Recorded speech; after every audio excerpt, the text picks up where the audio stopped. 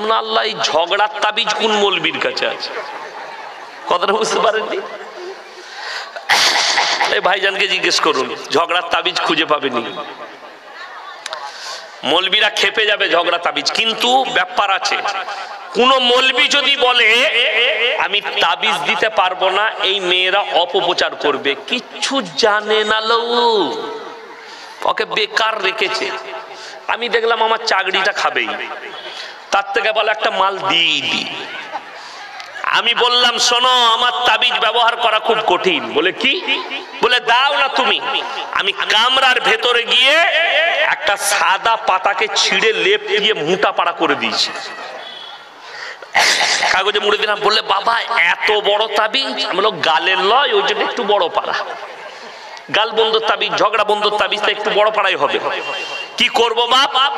আমি বললাম যখন ঝগড়া হয়ে তোমার বৌমারা গালি দেবে, কামরার ভেতরে ঢুকে তুমি দাঁতে করে টিপে বসে থাকবে। সে বলে কাজ হবে না। একদম 100% কাজ হবে। ও আমার তাবিজ নিয়ে বাড়ি গেছে। এরপরে 3 দিন পরে ঝগড়া শুরু। সকালবেলায় এখন আমার তাবিজটা দরজা লাগিয়ে দাঁতে করে টিপে বসে আছে। বাইরে দুটো বৌমা মনে মনে ভাবছে এত গাল দিচ্ছি, অ্যাকশন দিচ্ছি, রিয়াকশন নাই কেন? থাকবে কি করে? আমি তো মুখেতে মাল ভরে দিচ্ছি, কথা বলতে পাবি না। তাবিজ ভরে বসে থাক, মুখ খুললেই তো কথা বলবে, মুখ বন্ধ। 3 দিন গেল, 1 মাস গেল, 2 মাস গেল। এরপরে বৌমারা বলছে এত বলি, এত গাল দিই, এত কথা বলি, কোনো উত্তরই দেয় না। একে আর বলে লাভ নাই, ঝগড়া বন্ধ। যাই করে মিটমাট হয়ে যায়, কেউ কথা বলে না। বৌমারা শাশুড়িকে কিছু বলে না, শাশুড়িও কিছু বলে না। আমাকে ফোন করে বলছে হুজুর তাবিজ মারাত্মক কাজে লেগেছে। আমি বললাম মালটা খুলে দেখো, গোটাই সাদা। ও খুলে দেখেছে কিছুই লেখা নাই, সাদা পাতা। আমাকে বলছে বাপ কাজ কি করে হলো?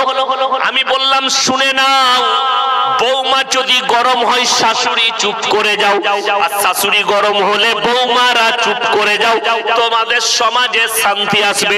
আমার আল্লাহ রাব্বুল আলামিন কোরআনে নবীজিকে বললেন ফাবিমা রাহমাতিন মিনাল্লাহি লিনতা লাহুম ওয়ালাউ কুনতা ফাজ্জান গালিজান কলবি লান ফাজ্জু মিন হাওলিক।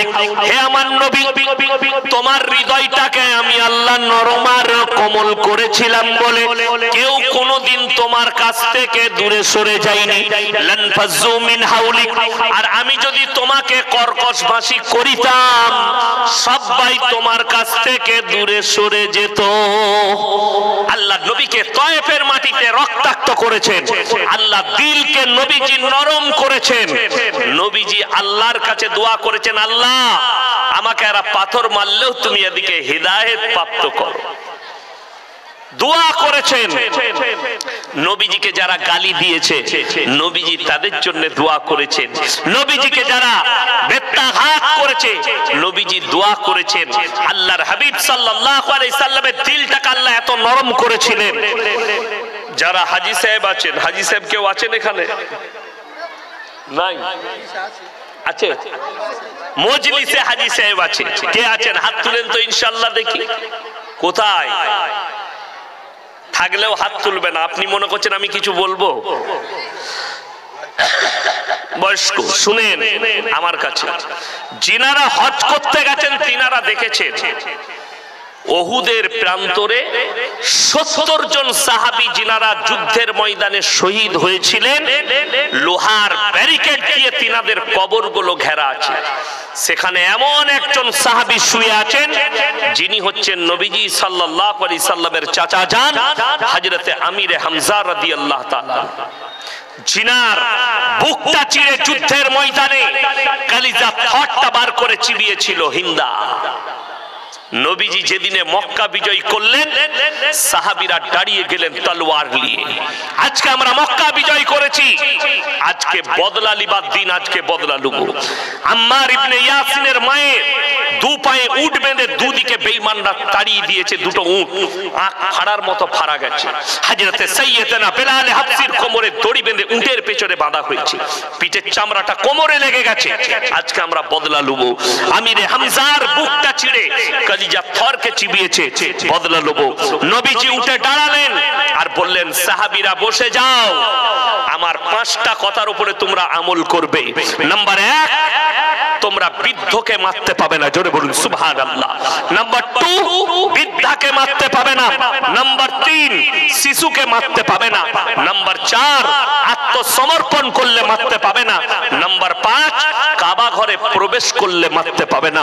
নবীজি এলান করলেন, হে মক্কার বেঈমান কাফেররা, শোনো, আমি আল্লাহর নবী, দয়া করতে জানি, মায়া করতে জানি, ক্ষমা করতে জানি, আমি বদলা নিতে জানি না, জোরে বলুন সুবহানাল্লাহ। এটা ছিল নবীজি সাল্লাল্লাহু আলাইহি সাল্লামের আদর্শ। চলুন এরপরে বলে দিই, দলে দলে বেঈমান কাফেররা নবীজির কাছে কালমা পড়ে ঈমান আনছেন মক্কা যেদিনে বিজয়ী হয়েছে। আল্লাহ নবী সাল্লাল্লাহু আলাইহি সাল্লাম নিজের জায়গা থেকে উঠে দাঁড়িয়ে গেলেন। কেন? একটা ব্যক্তি নিজেকে ঢেকে আনছে, একজন মানুষ নিজেকে পুরো ঢেকে নিয়ে আসছে। আল্লাহ নবী সাল্লাল্লাহু আলাইহি সাল্লাম বুঝতে পারলেন ওটা অন্য কেউ নয়, সে হচ্ছে হিন্দা। আল্লাহ নবী বললেন, এ হিন্দা, তুমি কালমাটা পড়ে নাও, আমি আল্লাহ নবী, ক্ষমা করতে জানি, দয়া করতে জানি, বদলা নিতে জানি না। তুমি আমার চাচা জানের কলিজার ঠট্টা চিবিয়ে খেয়েছো, আল্লাহ তোমাকে ক্ষমা করেছে, আমি মুহাম্মদ সাল্লাল্লাহু আলাইহি সাল্লাম তোমাকে ক্ষমা করলাম। কিন্তু জেনে রাখবে, তুমি কালমা পড়েছো, মুসলমান হয়েছো, যতদিন বাঁচবে তুমি আমার সামনে এসো না, তোমার চেহারাটা দেখলে, আমার চাচা জানের কথা মনে পড়লে আমার বুকটা ফেটে যায়। নবীজি বললেন ক্ষমা। নবীজি দয়া শিখিয়েছেন। আজকে একটা মা তার সন্তানকে ক্ষমা করতে পারে না, একটা বেটা তার মাকে ক্ষমা করতে পারে না, একটা সন্তান তার বাপ যদি কিছু করে বসে থাকে আর ক্ষমা করে না, একটা বাপ তার সন্তানকে ক্ষমা করতে পারে না, অথচ সে গিয়ে মসজিদে মাথা ঠুকে বলে আমি নবীজির উম্মত। আর আল্লাহ নবী শুনেলেন সাল্লাল্লাহু আলাইহি সাল্লামের হাদিস, মুমিনদের 1 নম্বর আখলাক, এক মুমিন আর এক মুমিনকে ক্ষমা করে দেবে। জানাজার ময়দানে এলান হয় না, হয় না? ভাই, কারো কিছু অন্যায় করে থাকলে আপনারা ক্ষমা করে দিবেন, বলে না? বলে না? যদি এটা বলে থাকে আর আপনি যদি মুমিন হন, হয়তো ইয়াসিন মারা গেছে, আপনাকে আমি কষ্ট দিয়েছি, আপনি মুমিন হলে দাঁড়িয়ে বলবেন নামাজের আগে, আমি মন থেকে ইয়াসিন ভাইকে ক্ষমা করে দিলাম। আপনি যদি ক্ষমা করেন, আল্লাহর কাছে আপনি মূল্য পাবেন এবং কিয়ামতের দিন আপনাকে বড় করা হবে, ছোট নয়। জোরে বলুন সুবহানাল্লাহ। কেউ যদি ছোট হয়, আল্লাহ তাকে বড় করে। কেউ যদি বড় হতে চায়, আল্লাহ তাকে মুড়িয়ে ভেঙে দেয়। এটা মাথায় রাখবেন। অহংকার জমিনের উপরে করোনা। রাসূলের হাদিস, যারা অহংকারী হবে তারা কোনোদিন জান্নাতে প্রবেশ করবে না। জমিনের উপরে আকার দেখিয়ে চলো না। পয়সার অহংকার, টাকার অহংকার। আজকে আমাদের সমাজে কিছু লোকের টাকা হলে তাদের চলন বেঁকা হয়ে যায়, তাদের বলা পাল্টিয়ে যায়। মানে টাকা এসছে, কোটি কোটি টাকার মালিক হয়েছে, আল্লাহ দিয়েছে, তাদের চলা বলা পাল্টিয়ে যায়। পাল্টাবেন না, ওই রকমই থাকে। আমার অনেক সাথী আছে, আমাকে এরকম দেখছেন, অনেকজন মনে করে কড়া বক্তা। আমার যারা সাথী তারা আমাকে এখনো বলে, ইয়াসিন তুমি ওই রকমই আছো। পড়ার জীবনে এখনো এরকমই আছো। ফোনে কথা হলে মাজাক করি, ওইভাবেই মাজাক হয় আমাদের বন্ধু বান্ধব। আল্লাহ, আমি বক্তা হয়েছি, সে হতে পারেনি একজন মাদ্রাসার শিক্ষক, সে বলে সে আমার ছোট নয়, সে আমার নিজের ভাই, আমার সাথী। অহংকারের কিছু নাই।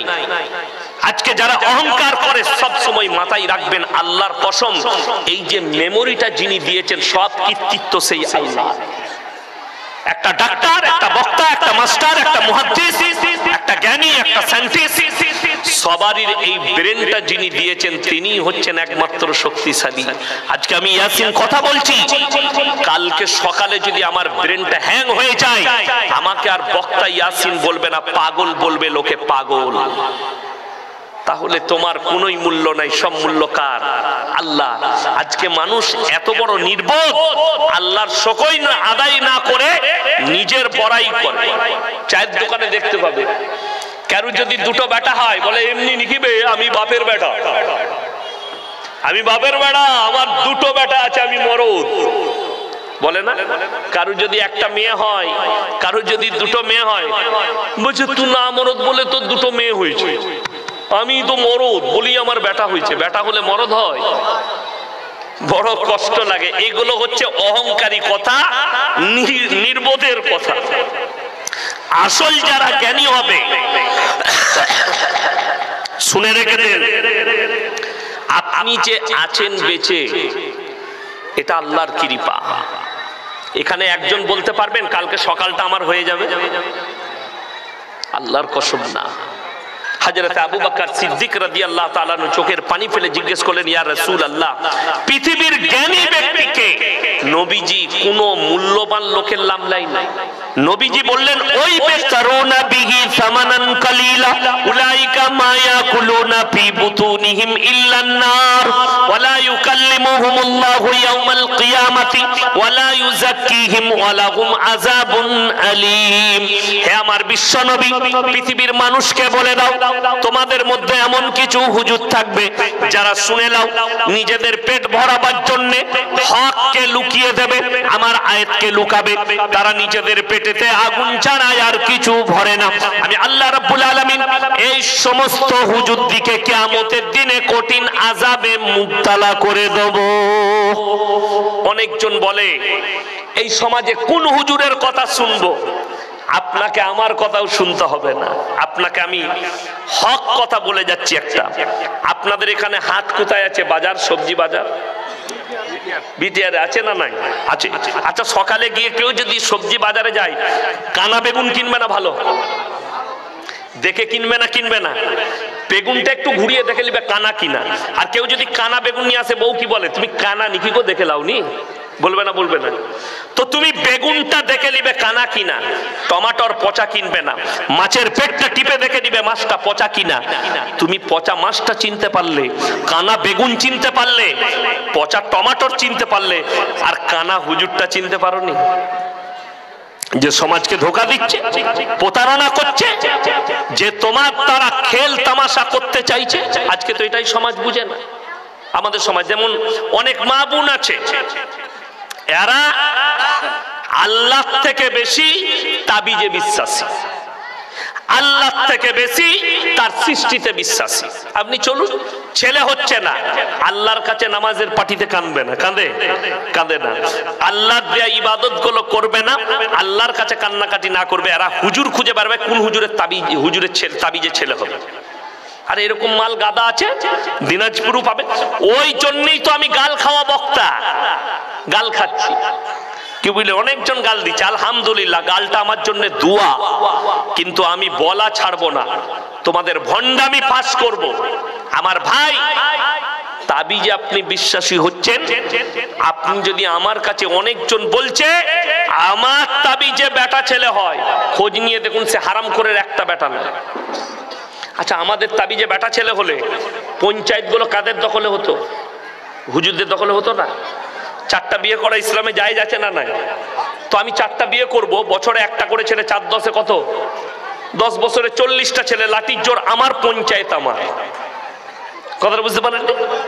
আচ্ছা, আমি ইয়াসিন, আপনারা মনে করছেন এত ভালো বক্তা, যদি তাবিজে ছেলে হয়, আমার তো দুটো মেয়ে হতো না, আমার দুটো ছেলে হতো, ঠিক কিনা? কথা বলে, আমার দুটো ছেলে হতো, মেয়ে নয়। আল্লাহ মেয়ে দিয়েছি। কোরআন শোনাবো, আমি গাঁজা করি, গল্প করিনি। যাদের বাড়িতে মানে কোরআন আছে খুলবেন। যে হুজুররা বলছে আমার তাবিজে বেটা ছেলে হয়, আমার তাবিজে ছেলে হয়, তার কানটা মুলে সূরা আল ইমরান প্রথম পৃষ্ঠা খুলে দেখান। ওয়াল্লাযী ইউসাউবিরুকুম ফিল আরহামি কাইফা ইয়াশা লা ইলাহা ইল্লা হুয়াল আজিজুল হাকীম। হে আমার বিশ্ব নবী, বলো মায়ের গর্ভে বাচ্চা বাচ্চা দান করি আমি আল্লাহ আমার ইচ্ছা মতো, আমি আল্লাহ কারোর পরামর্শে কাজ করি না। জোরে বলুন সুবহানাল্লাহ। আমি আমার মতো আকৃতি দান করি, অন্ধ দেবো, বধির দেবো, কালা দেবো, খোড়া দেবো, ন্যাংরা দেবো, সুন্দর দেবো, আমি আল্লাহর ইচ্ছা মতো প্রদান করি, আমি কারো পরামর্শে কাজ করি না। আজকে বড় কষ্ট লাগে, আমার মাদ্রাসায় আমার বেতন 11,000 টাকা। কত বললাম? 11,000। হুজুর আপনার কত? 10,000, আমার থেকে এক কম। এরপর বলুন আপনাদের মসজিদের ইমাম সাহেব কই? কোথায় আছে ইমাম সাহেব? মাশাআল্লাহ। কত বেতন? হ্যাঁ, বছরে ধান। আচ্ছা, ধানটারও তো কিছু অ্যামাউন্ট আছে নাকি? আছে। যাই হোক, আমি বলছি গড়ে 5,000 টাকা ধরলাম। এই ইমামকে এসে যদি কেউ বলে যে লোকটা প্রত্যেক দিন 5,000 টাকা ইনকাম করে আর ইমাম সাহেব মাসে 5,000 পায়, আচ্ছা পয়সা কার বেশি, ইমামের না তার? তার। এরপর তাবিজটা সে যদি এসে বলে হুজুর আমাকে ব্যবসার বরকতের তাবিজ দাও, তো তাবিজটা হুজুরের আগে দরকার না তার? কথা বলে না? হুজুরের আগে দরকার। যে রোজ 10,000 টাকা ইনকাম করে আর আমি পুরো মাসে 10,000 টাকা বেতন পাই, আর আমাকে যদি এসে বলেন হুজুর আমার ব্যবসার বরকতের, বুকা তাবিজে বরকত হলে তু বড় লোক হতি না, হুজুর আগে হতো। বর্ধমানের রাইস মিল গুলো আমাদের বাপ বেটার হতো, মার তাবিজ আর একটা করে টান। আমাদের সমাজের অবস্থাটা ওই জন্য খারাপ। ছেলেরা 3 দিন 4 দিন 5 দিন প্রেম করেছে, প্রেম করে কাজ হয়নি, সে যখন দেখছে 1 সপ্তাহ পরে আর ফোন তুলছে না, phone block, phone switch off, ই তখন হুজুর খুঁজে বেড়াচ্ছে কোন হুজুর তার সুইচটা খুলে দিবে। শালা কোম্পানি খুলতে পারে না, ই বলছে হুজুর তাবিজ করে সুইচ খুলে দিবে। বড় কষ্ট লাগে। আরে মোবাইলের সুইচ যদি হুজুরের তাবিজে খুলে যেত, যারা মোবাইলের দ্বারা চুরি চামারি করছে তারা সব সরকারের কাছে ধরা পড়ে যেত, ঠিক কিনা? কথা বলে বড় কষ্ট লাগে। তাবিজে বলছে হুজুর তাবিজ করলি। আর এরকমও মাল আছে কলকাতায় খুঁজলে পাবেন, মালদায় রায়গঞ্জে পাবেন, বলছে 72 ঘন্টার মধ্যে প্রেমের ব্যর্থতা থেকে সফলতা পান। কারো বউ পালিয়ে গেলে 48 ঘন্টায় ফিরিয়ে আনা হয়। এ কত বড় হারামখোরি কথা! যদি 48 ঘন্টায় লোকের বউ ফিরিয়ে আনতে পারে, তা আমি মোদিজিকে বলেছি এদিকেই ভাড়া করুন, যারা দেশের টাকা নিয়ে পালিয়েছে এই মালকে বল তোকে 3 দিন সময় দিল মালটা এনে দে। ধোঁকা, প্রতারণা, প্রবঞ্চনা আপনার বুঝে নেই। তাবিজের দ্বারা যদি মেয়ে আসে, হুজুর তাবিজ করলে যদি মেয়েটা প্রেমিকা চলে আসে, তা তোর কাছে যাবে কেন? সে তো হুজুরের কাছে আগে আসবে। আপনারা বলুন, যদি তাবিজে মেয়ে আসতো, আমরা মৌলবীরা কেউ ইমামতি করতাম না? করতাম? আমরা মৌলবীরা কেউ মাদ্রাসায় চাকরি করতাম না কেন? তাবিজে যদি মেয়ে আসতো, আমরা বড় লোকের বিটিকে বিয়ে করতাম, খোঁজ লাগাতাম বাপের একটা বিটি কে আছে, মাত তাবিজ আর টেনে নে। আর ইমামতি করার দরকার নাই, বড় লোকের জামাই সব আমার। নাউজুবিল্লাহ। আপনি তার উপরে ভরসা করেছেন, সবাই আল্লাহর উপরে ভরসা করবো। জোরে বলুন ইনশাআল্লাহ। ভালো মন্দ, কল্যাণ অকল্যাণ সবের মালিক সকলে বলুন কে? আল্লাহ। আপনার শরীর অসুস্থ, 11 বার সমস্ত রাসূলের হাদিস, সমস্ত রোগের শিফা হচ্ছে সূরা ফাতিহা। জোরে বলুন সুবহানাল্লাহ। আপনি সূরা ফাতিহা 11 বার পড়ুন, পানিতে দম করুন, পানি পান করুন, আল্লাহ চাইলে শিফা পাবেন। যদি কোনো মহিলাকে, কোনো মেয়েকে আপনার পছন্দ হয়, সুন্নত তরিকা, জায়েজ তরিকা, তার বাড়িতে আপনি বিবাহের রিশতা পাঠান। অমুকের ছেলে আপনার মেয়েকে পছন্দ, বিবাহ করতে চায়, আপনার তকদিরে যদি থাকে আপনি পাবেন। পাবেন না? পাবেন না? আচ্ছা, কারো তকদিরে থাকলে কেউ মিটাতে পারবে? কোন মৌলবি পারবে? পারবে না। আপনার তকদিরে আল্লাহ যেটা রেখেছে সেটাকে রদ করার ক্ষমতা আল্লাহর কসম করে বলছি পৃথিবীর কোনো শক্তি নাই, কেউ পারবে না। যদি এটা সত্য হতো, বেঈমান কাফেররা যা মেহনত করেছে আল্লাহর কসম কোরআনকে মিটিয়ে দিত, কিন্তু আল্লাহর কসম আল্লাহ ছাড়া কিছুই হয় না। তারা কিয়ামতের সকাল পর্যন্ত কোরআনের একটা জের জবরকে মিটাবার ক্ষমতা পৃথিবীর কোনো শক্তির নাই, আমার আল্লাহ না চাইলে। আপনি বিশ্বাস করেন না আল্লাহর প্রতি, চলুন আপনাকে আমি ওই জায়গায় নিয়ে যাচ্ছি যারা বলছেন, যারা আল্লাহর উপরে বিশ্বাস নেই, আল্লাহ চাইলে বিনা বাপেও সন্তান দিতে পারেন। হযরতে মারইয়ামের গর্ভে সন্তান ভূমিষ্ঠ হলো হযরতে ঈসা মাসীহ। আল্লাহ তাআলা বললেন, হে আমার মারইয়াম, তুমি তোমার বাচ্চা নিয়ে তোমার কওমের কাছে প্রবেশ করো। আল্লাহ কি জবাব দেব? বলবে তুমি রোজার নিয়ত করো। তুমি বলবে আমি মান্নত করেছি, আমি তোমাদের সঙ্গে কথা বলবো না, আমার কোলের বাচ্চা যে আছে তাকে তোমরা জিজ্ঞেস করো। হযরতে ঈসা মাসীহ কোলেতে আছে, পাড়ার লোক, দেশের লোক বলতে শুরু করেছে, এর বাপকে বলো, এর আব্বাকে কার সঙ্গে জিনা করেছো।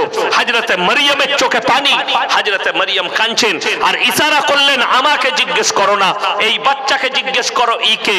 কেউ বলছে পাগল হয়ে গেছে, কেউ বলছে পাগলের ভান করেছে। হযরতে ঈসা মাসীহ আওয়াজ দিলেন কাকে? তার কওমকে।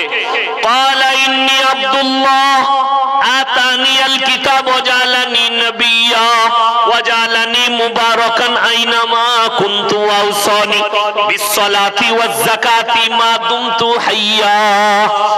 ক্বালা ইন্নী আব্দুল্লাহ, আমি হচ্ছি আল্লাহর বান্দা। আতানিয়াল কিতাব, আল্লাহ আমার উপরে কিতাব অবতীর্ণ করেছে। ওয়া জালানি নাবিয়্যা, আর আল্লাহ আমাকে নবী করে পাঠিয়েছেন। ওয়া জালানি মুবারাকান আইনামা কুনতু ওয়া আওসানি বিস-সালাতি ওয়াজ-যাকাতি মা দুমতু হাইয়্যা। আল্লাহ আমার উপরে শান্তি বর্ষিত করেছে, আর যতদিন বাঁচবো আল্লাহ আমাকে সালাত দিয়েছেন, নামাজ পড়ার হুকুম দিয়েছেন, যাকাত প্রদান করার হুকুম দিয়েছেন, এবং আল্লাহর প্রতি সন্তুষ্টি প্রকাশ করার তৌফিক দিয়েছেন। তখন কিছু খ্রিস্টান ব্যক্তি তারা বলতে লাগলো, এটা মারইয়াম জাদু করেছে। আল্লাহ রাব্বুল আলামিন এই ঈসা মাসীহকে যখন তুলে নিয়েছেন, বেঈমান কাফেররা তখন বলেছে, ঈসাকে যখন তুলে নিয়েছে আল্লাহ, এটা আল্লাহর বেটা। জোরে বলুন নাউজুবিল্লাহ। এই আল্লাহর বেটা বলার কারণে আহলে কিতাব থেকে খ্রিস্টানরা বেরিয়ে গেল। আজকে বহু মুসলমান যারা শিক্ষিত যুবক যুবতী আছেন, তারা কান খুলে শুনে যান। আজকে ইংরেজি তারিখ কত বাবা? 22। আগামী 3 দিন পরে 25শে ডিসেম্বর। মুসলিম যুবক যুবতীদের জন্য 25শে ডিসেম্বর পালন করা হারাম। মুসলমানদের জন্য 25শে ডিসেম্বর হারাম। ক্রিসমাস পালন করা হারাম। তার নাম্বার 1 কারণ, খ্রিস্টানরা 3 জনকে আল্লাহ বলে মানে। নাম্বার 1, আল্লাহকে সৃষ্টিকর্তা হিসাবে মানে। নাম্বার 2, তার মা মারইয়ামকেও মানে। নাম্বার 3, ঈসা মাসীহকে আল্লাহর বেটা হিসাবে তাকেও তারা তার উপাসনা করে। এইটার কারণে, এই পাপের কারণে মুসলিমদের জানা দরকার, কিয়ামতের দিনে আল্লাহ তাআলা ঈসা মাসীহকে কাঠগোলায় দাঁড় করাবেন গোটা পৃথিবীর মানুষের সামনে। এটা কোরআনে আছে। আর আল্লাহ প্রশ্ন করবেন, ইস ক্বালাল্লাহু ইয়া ঈসা ইবনে মারইয়াম আনতা কুলতা লিন-নাস ইত্তাখিদুনি ওয়া উম্মিয়া ইলাহাইনি মিন দুনিল্লাহ। তুমি কে বলেছিলে তোমার কওমকে আল্লাহ ছাড়া আমি আর আমার মা আরো দুটো আল্লাহ? ঈসা নবী বলবেন, ক্বালা সুবহানাক, আমার যে কথা বলার হক নেই, অধিকার নেই, আমি কেমন করে বলতে পারি? আর আমি বললে, ইন্নাকা আনতা আল্লামুল গায়ুব, আপনি আলিমুল গায়ব, আপনি তো সবই জানতেন। আল্লাহ রাব্বুল আলামিন তাদেরকে জাহান্নামের রাস্তা দেখাবেন।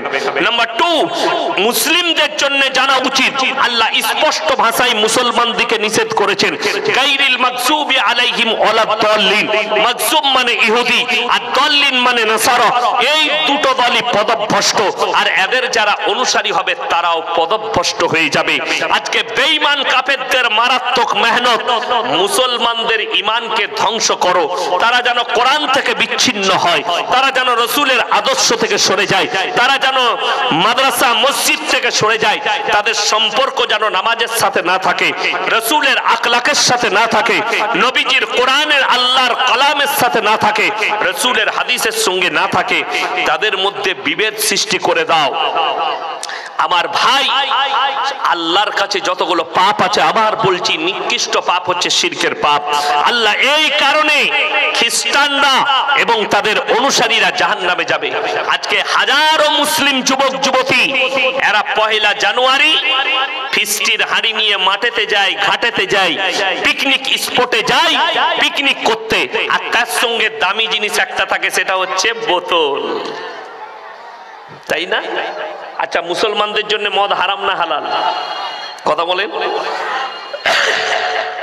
কোরআনে আছে স্পর্শ করা হারাম। আচ্ছা, মদ যদি স্পর্শ করা হারাম হয় আর কোরআনে এটা আদেশ থাকে, তারপরে যদি কোনো মুসলিম যুবক, কোনো মুসলিম ব্যক্তি মদ পান করে, সে আল্লাহর সঙ্গে যুদ্ধ ঘোষণা করলো না? করলো না? আল্লাহর সঙ্গে বিরোধিতা করেছে। এরপরে এই লোকটা কি করে জান্নাতের আশা করে? আমাদের সমাজের লোক নামাজ কেন পড়ে না, রোজা কেন রাখে না, পাপ কেন ছাড়ে না? তার কারণ একটাই, ই জানে আমি যদি মরে যাই, যত রকমেরই পাপ করি, হুজুর সাহেব এসে দোয়া করে মিলাদ পড়িয়ে জান্নাতে আমাকে ঠিক ভরে দিবে। তোমার হুজুরও মার খাবে, তুমিও খাবে। বড় কষ্ট লাগে। 3 বোতল মদ খেয়ে মারা গেছে। আচ্ছা, ইমানদারির সঙ্গে বলুন তো, আমি নয়, তুমি মিলাদের জন্য যে হুজুরকে দাওয়াত দিবে, এরকম কোন হুজুরের দোয়া শুনেছেন? আল্লাহ আমাকে দাওয়াত দিয়েছে, দেশি মুরগি দিয়ে ভাত খাইয়েছে, পোলাও দিয়েছে, আমাকে 5000 টাকা দিবে আল্লাহ। এর বাপ 3 বোতল মদ খেয়ে গাঁজা খেয়ে মারা গেছে, তুমি একে যাও করে জান্নাতে দিয়ে দাও। এরকম কোন হুজুরের দোয়া শুনেছেন? আমরা কি দোয়া করি? আমাকে যদি দোয়া করতে বলেন আমি কি বলবো? আল্লাহ রাব্বুল আলামিন মুমিনিন মুমিনাত মুসলিমিন মুসলিমাত, যারা মুমিন হবে, মুমিনা হবে, আল্লাহ তুমি তাদেরকে কবুল করো। কখনোই বলবো না আমাকে 5000 টাকা দিয়ে দাওয়াত দিয়েছে বলে আল্লাহ গাঁজাখোরকে জান্নাতে দাও। আজকে আমাদের সমাজের লোক নামাজ পড়ে না, জান্নাত পাবেন। গাঁজাখোররা, মাতাল্লা কোথায়? গুটকাখোর আর জিলাপি হুজুরকে দাওয়াত দিতে হবে, তারা জান্নাতে দিবে। আমার কাছে জান্নাত নাই। আমার মতো মৌলবীকে দাওয়াত দিলে, শোনো, আপনাকে আমি কোরআনের দলিল দিচ্ছি, যদি তোমার বাপের হিম্মত থাকে কেটে দাও। আল্লাহ রাসূল সাল্লাল্লাহু আলাইহি সাল্লাম নিজের চাচাকে কলমা পড়াতে পারেনি, আর তোমার হুজুর তোমাকে পাপের সাগরে ডুবে থাকলে জান্নাতে নিয়ে যাবে। আল্লাহর হাবিব তো দূরের কথা শুনলেন, এটা রাসূলের কথা বললাম।